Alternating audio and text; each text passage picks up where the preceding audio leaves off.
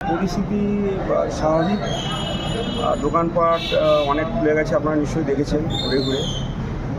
একটা গুজব ছড়াচ্ছে, সেটা হচ্ছে যে 5 নম্বর ওয়ার্ডে একটা দোকানে আগুন ধরিয়ে দিয়েছে কেউ বা কারা।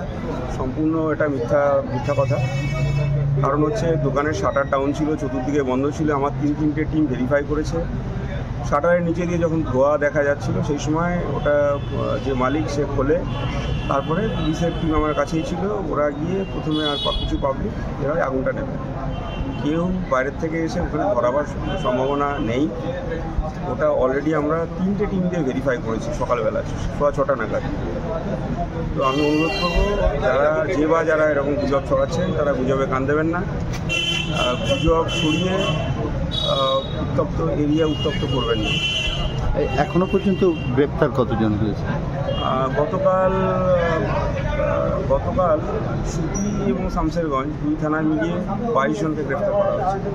আর যে দুজন কালু নাদাব এবং তার দিলদার নাদাব দাদা, তারা কি বাংলাদেশ চলে যাওয়ার কোনো সম্ভাবনা, বাংলাদেশ চলে যেতে এরকম কোনো সম্ভাবনা কি দেখছেন আপনারা? যে দুজন গ্রেপ্তার হয়েছে, হ্যাঁ, সেটা সম্ভাবনা তো থেকেই যায়।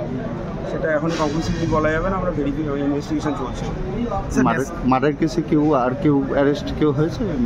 মার্ডার কেসে আমরা আটক করেছি, জিজ্ঞাসাবাদ চলছে। স্যাটিসফাই হলে প্রাইমা ফেসি যখন পাবো তখন ওদের গ্রেফতার দেখানো হবে। স্যার, ন্যাশনাল হিউম্যান রাইটসের টিম আসার কথা ছিল। অ্যাকচুয়ালি কোনো টাইম ফ্রেম আমার কাছে নেই।